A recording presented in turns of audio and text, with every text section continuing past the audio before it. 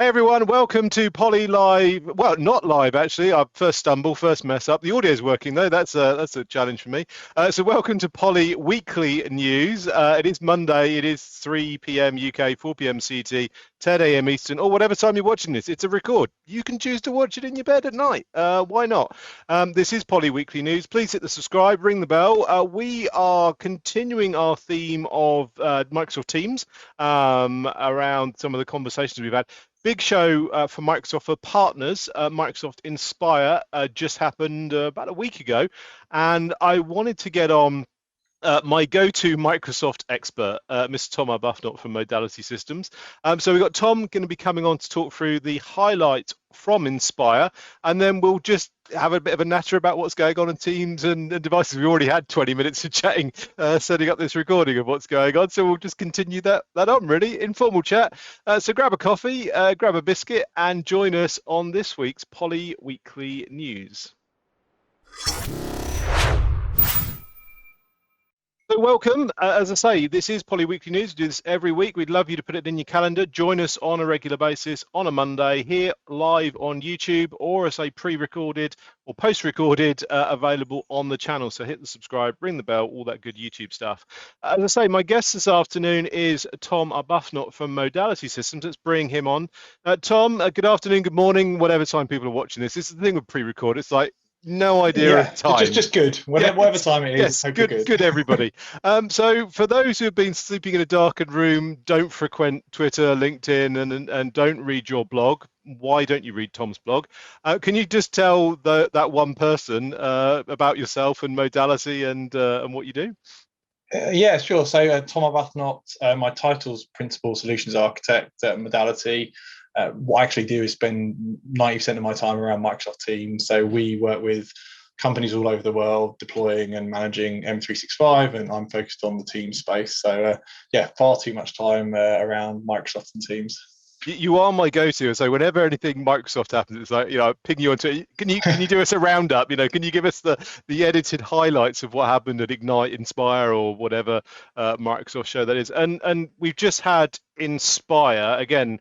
Give us a 50,000-foot view of what is Inspire. What's the difference between Inspire and say Ignite? They obviously both start with I, So but what's the difference? that's a good point. So they're quite different shows. So Ignite is the one for end customers, really. That's Microsoft inviting customers, talking about customers, what they're doing, training customers. Inspire is really the partner show. Microsoft is a very partner-centric organization. We'll talk about that throughout, but that's bringing Microsoft's partners, their resellers, their professional services collaborators together, and them laying out their stall for the coming year of what they're focusing on and really what they want partners to focus on. Basically, lots of cheering, lots of partner awards, and well done partners. But I mean, the ultimate goal from a Microsoft perspective is, here's the list of things we think you should focus on, that we will support you being focused on them. So it's quite good for partners of Microsoft to be aware of what the topics are and where the trends are going, because that's what Microsoft will care about over their new FY that's just started. So if we were to kind of delve into the sort of top 10 talking points in no particular order, we've got some kind of headlines here. Do you want to take us through some of the kind of big ticket items that they were talking about there at the show? Yeah, definitely. So, I mean, the show is everything Microsoft. So it's a wide stack. That's Wow. Azure, that's M365, Microsoft that's Flight security. Simulator, was that covered or was that not? Yeah, not much on gaming. I'm sure it's in there in the mix. There's probably a whole different Xbox show, isn't there? I'm sure. Yeah, actually, I think there is a partner-focused Xbox show. But lots of the themes are kind of more overarching themes. And as we go through the list, we'll dive into the more kind of UC team-focused stuff, which I know a lot of your audience are super interested in. So some of the high-level ones, one of the obviously it's a partner show, so it's all about partners. You're always going to get that, but I always look for what are Microsoft doing for partners that's practical. And the big one that stood out was they're substantially cutting their revenue cut on their app stores. So they have app stores for you to resell apps and services via their app store. That used to be a 20% cut for Microsoft, and they've cut that right down to 3%. And I thought that was super interesting because it's a push for partners and a real benefit for partners who resell through those stores. But it's also a bit of a jab at the ongoing debate around Apple and their app store margins and stuff like that. So I think 3% is a very reasonable take for providing an app store. And give us an example of, I mean, this isn't the sort of Windows marketplace that an end user consumer would be used to, I'm guessing. Give us an example of, what's on the App Store, and again, what partners would be using this for and delivering through this. Yeah, so we do it in Modality as an example. So there's two main ones. There's the Azure Marketplace, where you can sell consulting services. So you can literally package up consulting offers and sell them, or you can sell applications. And then there's AppSource, which is more focused at end user business apps. So for example, we have a Microsoft Teams reporting product that is listed in AppSource, and we don't put the revenue for that through the marketplace. We sell it outside of the marketplace, but you can still go and download it and install it from the marketplace. So it's more towards the IT pro end of the market and not so much the end user. But we're seeing Microsoft push increasingly with things like the Teams App Store, actually end user accessibility to these things. So Microsoft do intend to have an app store, and it's actually a portfolio of stores. Classic Microsoft, there's multiples of everything, but options for you to go and get your business apps from partners directly from Microsoft app stores. Okay, cool. And there was also a big focus I saw around sustainability. I mean, obviously, a lot of people are talking about, going to, carbon neutral. Amazon are putting a whole bunch of TV ads around the fact of, Yeah. reducing their carbon footprint and stuff. Sustainability is a big thing, I believe, for Microsoft, and obviously all big organizations at the moment, but they were doing some things around getting some more insights into the sustainability of some of these digital platforms. Can you kind of expand on some of that stuff? Yeah, definitely. Yeah, and you're right. It's a really hot topic and for a really good reason. And there's been a lot of kind of pressure put on the big cloud providers, not just Microsoft, you say Amazon, Google, others, because they use a lot of energy, right? Well, they've got to offset their rockets that they're going into space with. That's the challenge. They're going to somehow, Bezos going to offset his rocket carbon footprint by making his warehouses carbon neutral. Yeah, they'd have to be quite carbon thrust to count the rockets. But yeah, the thing that's interesting, I thought was quite clever, is Microsoft providing reports to end customers about what proportion of the carbon footprint of the data center is theirs, if you like. So you've got end customers who are trying to go carbon neutral, and for the first time they'll be able to report on the cloud services they buy as part of that reporting. And we all know that kind of real measurement and visibility drives change. So I'm really pleased for that, because actually, if you've got publicly traded companies who use Microsoft who say their pledge is to go carbon neutral, that has an impact on their suppliers. Microsoft are a supplier in that scenario. So now Microsoft will be like, well, here's the proportion of carbon that's generated through you using Microsoft 365 or through using Azure, that kind of thing. Wow. Okay. So cloud was getting obviously a big focus. I mean, there's clearly, COVID and the pandemic has been a massive acceleration to the cloud. People having to move from on-premise to the cloud to enable the home users. And again, I think there was some other stuff around the cloud and kind of Windows 365 cloud PC as well. I have no idea what is that. Do I put my PC in a data center, and how does that work? So they had kind of two brands to this. They had Cloud PC and Windows 365. Okay. Windows 365 is kind of the more marketing name for this. And what it is for more technical people in the audience, it's virtual desktop. So it's streaming a Windows PC down to any device. And the benefit of that is it all stays in the cloud. You're just streaming a video, if you like, an interactive video. So you can do it to an iPad, you can do it to a Chromebook, you can do it to pretty much any endpoint. Right. But the data and the processing and the internet connectivity, everything stays in the cloud. So from a security and manageability point of view, this is really interesting for the whole homework scenario. You can come along with your not great old Windows PC. As long as it can run a browser and it has an internet connection, you can then boot up a pristine Windows desktop in the cloud, do your work. You can jump off that, you can jump back on that from the iPad, and it'll be the same session you pick up. It's a technology that's been around in enterprise for quite a while, but very kind of niche industries, things like finance and legal, where they really want to keep the data in one place. I think Microsoft is trying to push it as a broader offer. Won't replace traditional Windows, won't replace traditional PCs, but just another option on the table.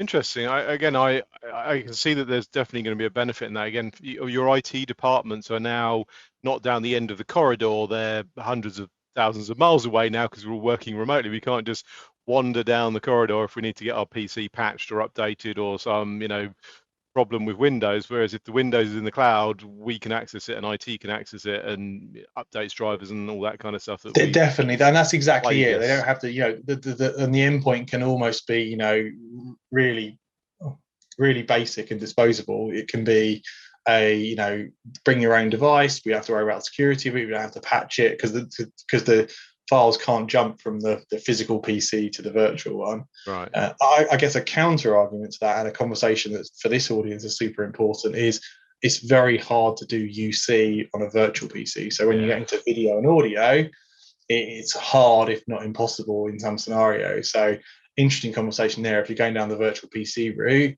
does that back you going down the dedicated device for audio, video, and sharing? Because you can't stream audio and video through a virtual instance in real time very efficiently. There are plugins and things, but I'd suggest if people are going down the cloud PC route, that might be an opportunity for them to have a physical endpoint to do their audio and their video. What you mean, like an amazing Poly phone and Poly video endpoint device? Maybe other brands are available. Yeah. But, we all like the Poly ones. But yeah, no, exactly. Like I've seen an uptick generally in interest in phones for remote users, like physical devices. That I've got a 7 a.m. call and I don't want to boot my laptop. I just want to have some device ready to go, or Windows patch cycles. This is another one of those conversations. Is I just want a always on, ready to go device. Yeah, I think we talk about our phone again. A lot of customers saying, we're redesigning our office. We don't want anything on the desk. We want clear desktop. Everyone's going to have headsets. Everyone's going to have a laptop. It's like, that's great, but what happens when you can't boot your laptop? How do you ring support to get support on your laptop? Yeah, if that is your phone, or I'll call you back. I just need to do a reboot, or my PC's running slow, or we've kind of got away from that a little bit. But there's still times when it's probably not Microsoft's fault. It's probably Google Chrome having a hissy fit because I've got too many tabs open. But the PC will go, I've got no memory left. I'm shutting down. If I'm on an important customer call, I don't necessarily want that to affect my audio. And of course, there's the fact of offloading the audio processing to a physical device allows us to do all the cool Poly stuff like noise block, acoustic fence, and we're all good. I'm mainly seeing it from a convenience factor for home workers. It's just like it's there, it's ready to go. I can jump on, jump off without having to boot up. Particularly laptop users. I have fortunately have an office at home, PC's running, screens good to go. That's not everybody. Like if you're working in a multi-use space, you don't always have it booted up and ready to go. So what about security then in this world? And clearly, we're going across people's personal firewalls and personal ADSL. I mean, what's Microsoft's approach to kind of holistic security over solutions? I mean, is there going to be something that's going to help wrap all this up if we're going to have our OS in the cloud, and we're going to have our communications platform in the cloud? Security is obviously going to be a huge thing with regards to ransomware hacking and all that kind of stuff. Yeah, it was a really big topic, and it's one of those ones where this new hybrid working has really changed people's thoughts. It used to be a lot of we keep our data inside the firewall and we worry lots about the firewall and we block everything out.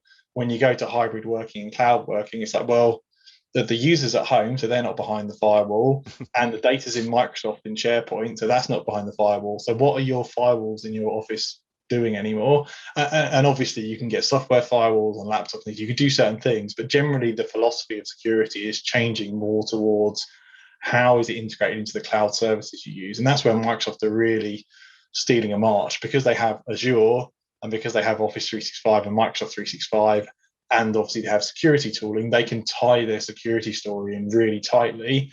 And that was kind of the Nadella theme, was like, you don't want to be buying point security solutions trying to plug individual gaps. You want a holistic approach to security that considers your cloud, considers what you're using. And I think Microsoft are really have an opportunity here, and partners in the security space, to push on. You're going Microsoft 365, you're collaborating on Teams. Like, you would obviously use Microsoft security unless there's a really good exception. That should be your default position. Okay, so the other thing that I wanted to cover off, and this is selfish from me, and while I've got you, I want a free training course on this Viva thing. We obviously talk a lot about Teams here at Poly, but I've heard a lot about this Viva thing. I don't know anything about it, and that's actually true. Normally, I sit here and play the village idiot and go, "Oh, what's that all about?" But I honestly would love to know Viva. What's it all about? To give me the kind of 50,000 foot. What's it all about? What's it for? Yeah, so Microsoft are pushing on this really, really hard, and it continued to be a main theme at Inspire. And they talk about Viva as an employee experience platform, which is a new term, EXP. One of the easy ones for Viva is if you're talking to anybody about it, if they talk about it as Viva and don't expand, they probably don't know what they're talking about. So watch for that. Like if anybody says It's Viva, just throwing the buzzword in there, Oh yeah, yeah, 100%. yeah, we do Viva, yeah. Yeah, it's four different modules or four different things, and they're quite different. They're interrelated, but Microsoft has done a great branding thing here of like these are all related to your employees having a good experience. So the first one is connections, and that is basically bringing your SharePoint intranet into a slightly modern experience and then putting it into Teams. So you would have a button in Teams for your Viva connections. It's all branded up with your employee experience, integrates Yammer communities, but think of it like a nice modern intranet, interactive, but within Teams.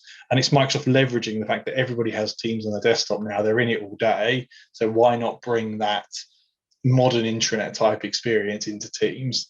That Connections app is completely free and included in all the Microsoft 365 plans. So that one, anybody can do right now. It's GA and free. Is that like a front end to SharePoint then? In Yeah, kind of idiot terms. basically an iWindow into SharePoint. Really, it's not even a front end; it's just an app.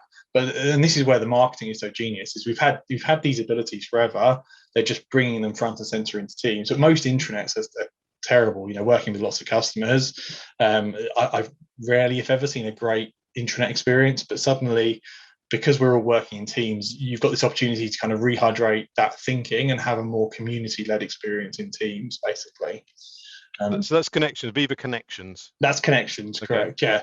Then there's the next one, and these are all paid now. And at Inspire, we learned that they are $4 per user per month. So the first one is Viva Insights, and this is essentially what was previously called Workplace Analytics, pulling all the data out of Microsoft and giving you insight into how people are working, watching for employee burnout, watching for productivity, not in a kind of we're spying on you way, but in a, it's very important to say that. Yeah. So it's not down to the individual, it's groups of people. So it's not like Bob's not doing his work. It's like, let's look at US sales. How much time are they spending on meetings? How much time are they spending on email? Why are they doing email out of hours all the time? So it's trying to give particularly large organizations a handle on, are these tools being used? How are they being used? How can we help people get the most of them, not burn out? And you can bring in third-party platforms into that. So you can bring Workday, SAP, other. It's not just a Microsoft proposition. And throughout all of Viva, it's about bringing partner data in as well. But that's your classic sell to HR of like, let's check everybody's having a good experience with these tools, that they're not being left behind, that they're not overworking, those kind of things. So you say the $4, the $4 per employee, is that just for insights, or is that? Yeah. Okay. Yeah. So you pick and choose these modules. Stack, that's it. So to stack all of the Viva modules, it would be 4, 4, and 4. So $12 list. That's list. I mean, obviously Microsoft, there's enterprise agreements and all sorts of discounts, but list it will be $12 per user per month for all of them. Okay. So insights is our insights tracking. Yeah. Workplace kind of insight into how it's being used. Viva Learning. This one you can probably guess. It's essentially a kind of video training portal, like a learning management system light, if you like. So you can pump in all kinds of training content, either from default providers or with additional $4, Microsoft will bring some providers along, people like Pluralsight and the LinkedIn Learning and things. And that's where you can start to see how this changes together. You've got analytics to understand, are people being productive? Are they using the tools they need? Are they supported? Learning for this everyday learning experience. How do we, when everybody's remote, we can't do training in the classroom anymore. It's expensive to do classroom training. How do we do more on-demand learning? And Microsoft are super incentivized here, because guess what? They release like a trillion features in Microsoft 365 like over the year. How do people get the most out of that? You can't one-to-one train that stuff. You need good content, basically. Certainly. Is there any AI in there that then looks at oh yeah, Bob's been struggling with this. We'll then start pushing training courses to Bob, saying, hey Bob, have you thought about doing this course? Yeah, I mean, I haven't quite linked them as directly as that, but that's kind of the way it's going. There's certainly ability for you to suggest content for your peers or other people. So you can go into Teams and you can say, hey, I found this module useful. You might want to check that out. Okay. So there's that option. And there's even the opportunity to upload your own corporate content. So it's not just, again, about Microsoft and third parties. You might have training around your Viva Connection intranet, and you want to present that in a nice learning portal way. We've done insights and learning. Learning. Okay. And last one is topics. And this is probably technically the most interesting one. This is genuinely AI. This is using a thing called Project Cortex. And it mines all the publicly accessible data in your organization, or accessible to you, I probably should say. So relative to your access, things like the intranet, things like your teams. And it essentially makes a list of topics. So it will pick out keywords it thinks are important, project names, brand names, product names, and we'll build a knowledge page. Think of it like Wikipedia, but for the enterprise's knowledge. And it will suggest you then refine them. So it's not promising to do the perfect page. Imagine at Poly, you've got all the code names, all the product brand names. I'm sure you have a ton of content on each one, but who knows? Well, I'm sure it's very organized, Polly, but modality, it's not always perfectly organized. I can't comment. I'm Switzerland. We've run this in modality, and I've been actually really impressed with it. Like, a lot of AI, I feel like, is basically marketing, but this has been really impressive. And what's cool is it will only expose data to you when you go onto it that you're allowed to see. Okay. So if there's a secret project only for directors, and there's a team about it, it's not going to expose that topic to me because I've never had access to that data. Oh, we need that. We so need that. Everyone, like, they get the code name and they're like, oh, what's this?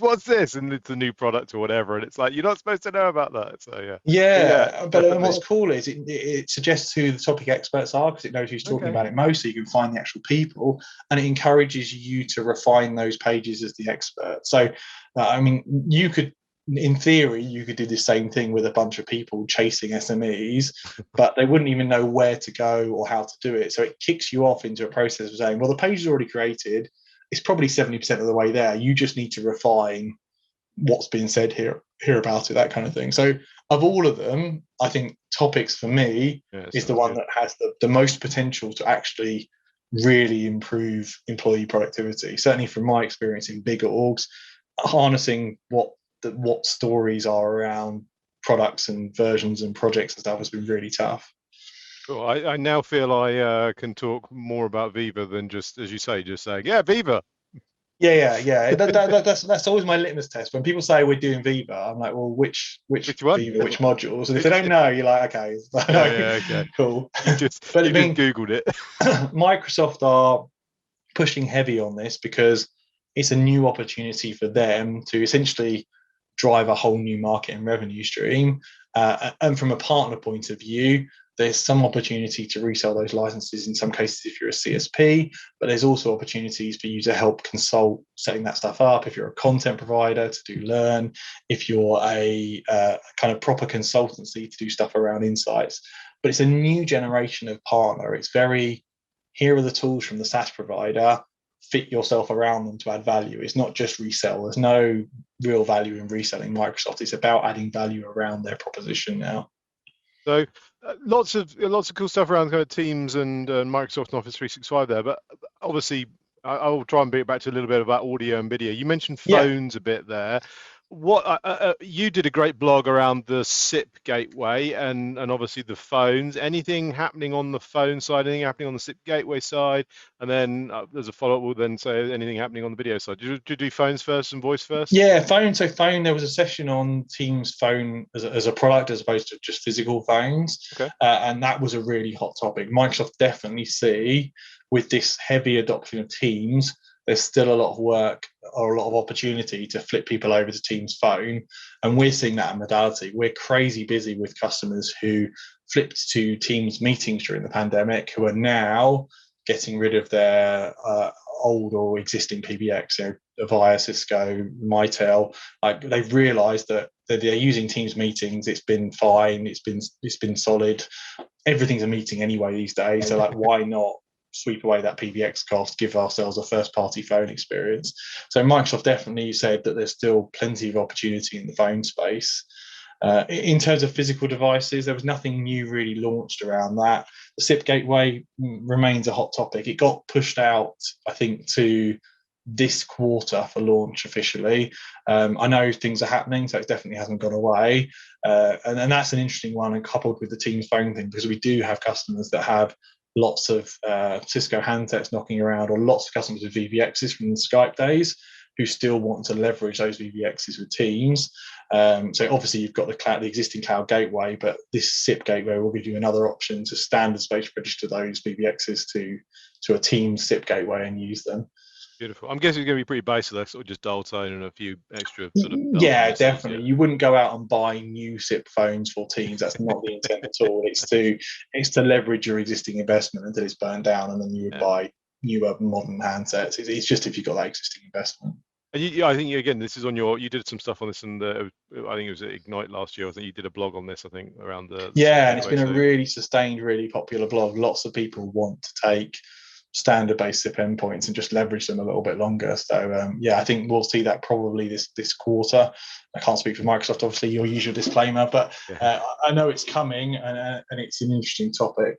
On the devices front, the big conversation is really actually home working, and people saying, okay, we're going to be in a more permanent state of this now. It wasn't a blip. What do we buy for users in terms of, do we buy them physical phones for home? Do we buy them the kind of home collaboration bars, decent webcams, decent speakerphones? And I'm seeing a bit of an unlock in customers saying, okay, if we're freeing up office space, or we're telling people we're going to be hybrid, then we have to free up a bit of budget for proper speakerphones, proper audio, proper headsets. And I'm really pleased by that, because for a lot of projects, people scrimp on that thing. And I'm like, well, you got people you're paying this. Maybe spend a few quid on the thing they communicate with all the other people with. Like, that's the gateway to get the productivity out of them. And you're like, have a Tesco headset, great. So for me, that continues to be a big theme. And I'm sure some of the Poly stuff we saw, you did a few sessions there about like all the different camera technology that's coming together. Looks really exciting. Yeah, I mean, Microsoft did this kind of they did this pre-announcement ahead of Inspire. I don't think it was obviously associated to Inspire, but this kind of return to office meeting room of the future, and we launched we announced our new E70 camera with these sort of multiple lenses, able to sort of fit into that kind of middle-sized room and track multiple areas. But one of the things that Teams, I hope, and again they teased around, is the fact that they can actually. The thing we've all had in lockdown is we've all been used to this experience of seeing people's faces and bodies in full size. As we go back to the office, is that kind of long bowling room table that you then dial into. And again, Teams is talking about being able to cut individual people out of the room and send them as separate streams, so that we get that kind of experience we're used to now. What we don't want to do is go back to the office and then the people at home get a lesser experience and go, hang on a minute, it looked better when we're all sitting at home and I could see everybody's faces. Now I'm just seeing the side of their heads looking down a long table. So that's really exciting. I think, again, our guys were doing, and girls were doing a session on that. There is a video, I think, on the Poly YouTube channel. That's another hot topic, is like re-kitting these rooms out for better hybrid functionality. You say it's easy when 100% of people are home. It's actually easier because everybody's on a level playing field. Everybody's on a device, everybody has a camera. As soon as you stick a dozen people in a room, you don't want to go back to what was common, which was the remote participant felt somewhat excluded. You couldn't see who was talking. Picture on the wall, and everyone's looking at them. They're not in the eye shot. Exactly. But even that digital framing at home is so interesting. I've been using your P15 and the smart framing on that, and people are really impressed by it. When I think it freaks people out when you're at home and you get the dynamic zoom and stuff. But like we're seeing lots of people who are unsurprisingly not AV experts now working at home. So you need to give them stuff that adapts to them and their environment, and not expect them to tune ISO levels and framing and stuff. So the more the technology can make that stuff easier, I think the better.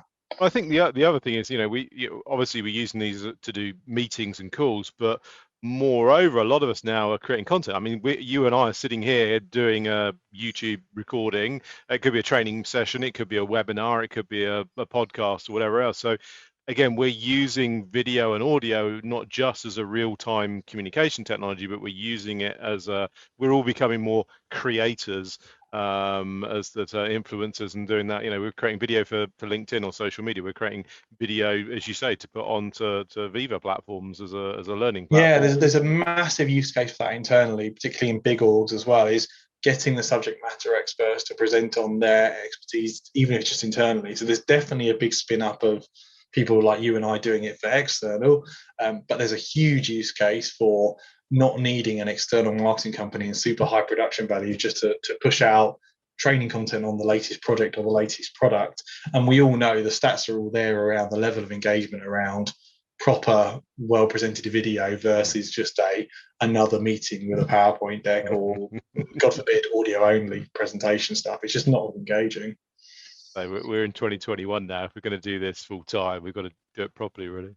So anything else? We missed anything else? We covered quite a lot there. Anything else that was at Inspire that kind of lit you up and excited you?